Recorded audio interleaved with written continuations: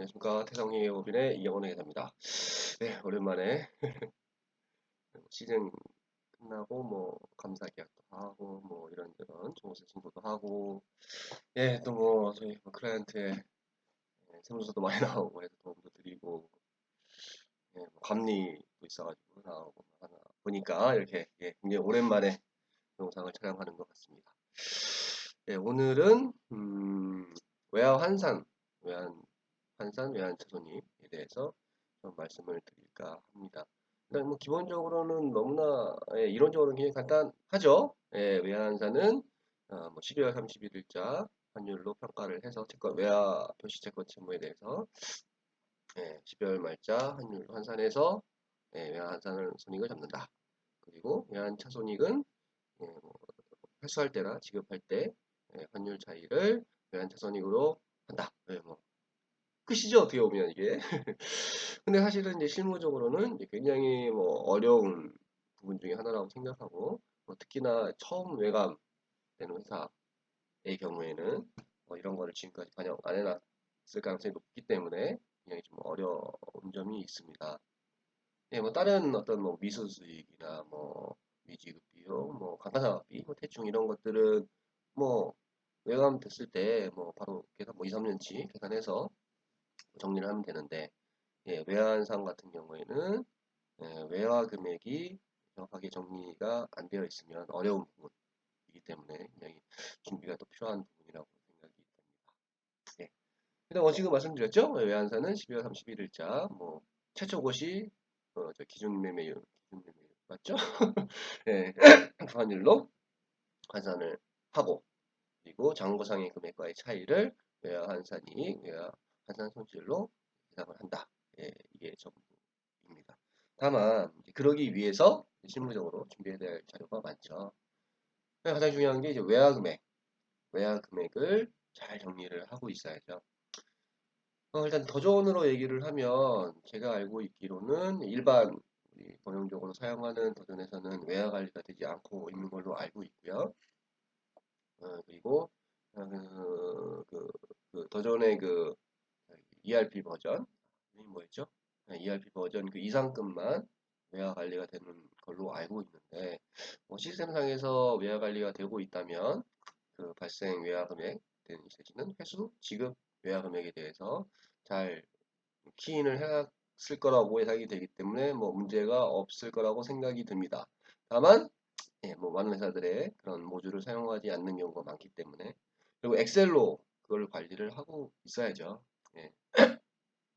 결국 엑셀에는 외화 금액, 뭐 일자 외화 금액, 뭐 적용, 그다음에 발생 원화 금액, 그죠? 발생 시점에 그 환율에 의한 원화 금액이 준비가 되어 있어야 되고, 또 하나 이 결산기를 넘어가는 채권에 대해서는 그때 한번 외환산을 했었을 테니까 결국 그때 환율, 그러니까 2014년에 발생한 외화건에 대해서 2015년에 환산을 했으니까 그 나머지 채권에 대해서는 2014년이라고 제가 했죠? 14년 말 기준에 에, 그 12월 31일 환율로 환산한 금액까지 정리가 되어 있어야 됩니다. 결국 2015년 시점에 환산 내지는 환차는 2014년 기말 환율과의 차이가 외환 차손익이 되기 때문에 이렇게 결산기를 넘어오는 채권 채무에 대해서는 그 기준 환율의 금액도 정리가 되어 있어야 됩니다. 굉장히 중요한 부분이죠. 그래서 엑셀 시트를 구성하실 때 이런 점 좀 참고를 해야 될 것 같고요. 또 저희가 좀 중요하게 말씀을 드리는 게 뭐 모든 회계 근본이고 회계하시는 분들의 근본 기본이겠죠. 뭔가 이게 맞춰보는 어떤 데이터가 있을 때 우리 회계장부랑 일치하는지 맞춰보는 게 가장 중요한데, 외화산도 사실 그런 점에서 많이 좀 차이가 납니다. 오류가 좀 나오는 경우가 있는데 외화산 시트 딱 계산을 하죠. 예.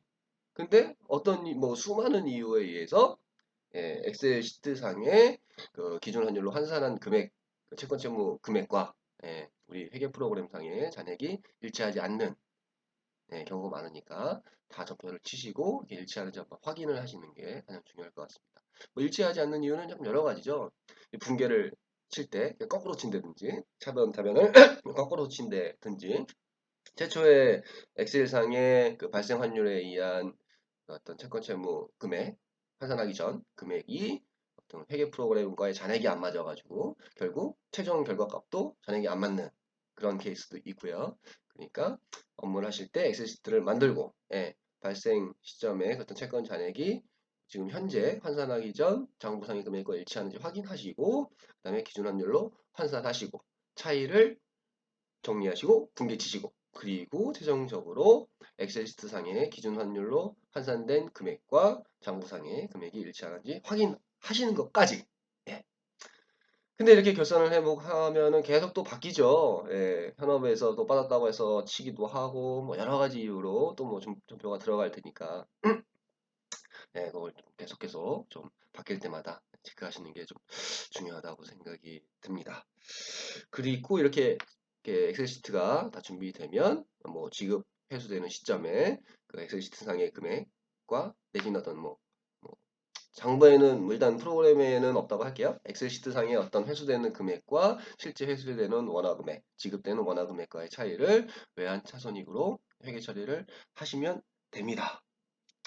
그리고 이제 리버스 분계가 이제 굉장히 중요한데요. 뭐 1년에 한 번씩 뭐 결산하시는 외환산을 하시는 회사 같은 경우는 이제 리버스에 대해서 신경을 안 쓰셔도 되는데 분기마다 내지는 월별로 정말 정확하게 외환산도 하고 이렇게 결산을 하시는 회계 처리를 하시는 회사 같은 경우는 리버스 점표를 반드시 치셔야 됩니다. 1월 말 결산을 하시고 외환산 하셨으면 2월 1일자에 그거를 이제 반대 분계로 마이너스 분계로 쳐서 외환산 결과를 없애야 되는 거죠.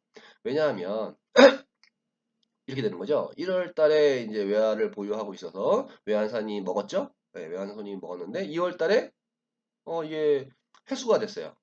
회수되는 지급이 됐을 경우에 외환 차손익을 계산하는 금액은 1월 말 환율에서 2월 입금되는 시점에 환율 차이가 아니라 만약에 그렇게 계산한다면 1월은 외환산이 먹고 2월은 외환차손익이 먹고 이상한 형태가 되는 거죠. 우리 회계는 누적적으로 어떤 그 뭐라고 할까요? 회계 기간 자체가 누적적이기 때문에 만약에 2월 달에 회수가 됐다면 외환차손익은 작년 말 12월 31일자의 환율과 내지는 1월 뭐 발생 환율이겠지만 12월 31일의 환율과 2월 달에 회수 지급되는 환율의 차이가 이제 외환차손익으로 한 번에 계산이 돼야 되기 때문에 분기마다 그다음에 월마다 결산하실 때에는 해당 외환산 손익을 리버스 분기를 반드시 그 2월 1월 1일자에 처리를 하셔야 됩니다. 예.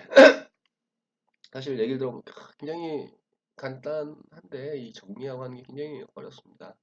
그리고 또 만약에 틀렸을 때를 대비해서 그 아까 엑셀 시트를 검증 가능하도록 잘 정리를 해야겠죠.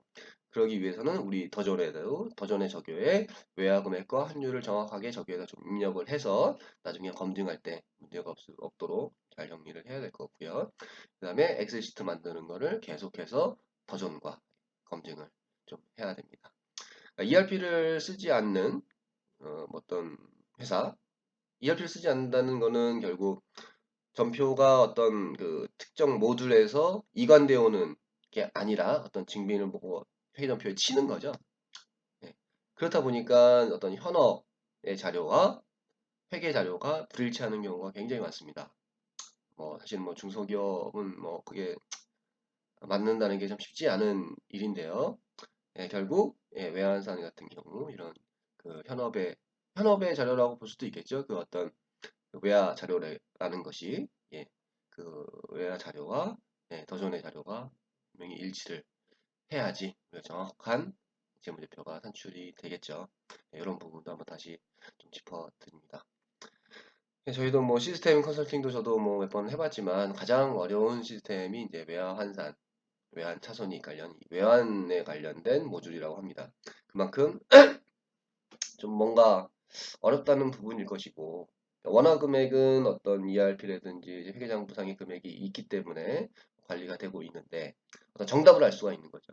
근데 이제 외화 금액 자체가 더좀 뭐 회계 시스템이든 ERP는 없을 경우에는 결국 이 회계장부에 없는 외화를 갖고 외화 평가를 해서 한 가격 값이 회계장부랑 맞아야 되는 예, 이런 부분이 있기 때문에 굉장히 좀 어려운 부분이라고 생각이 듭니다. 그래서 이 외화 관리 좀 철저하게 예, 해야죠. 예.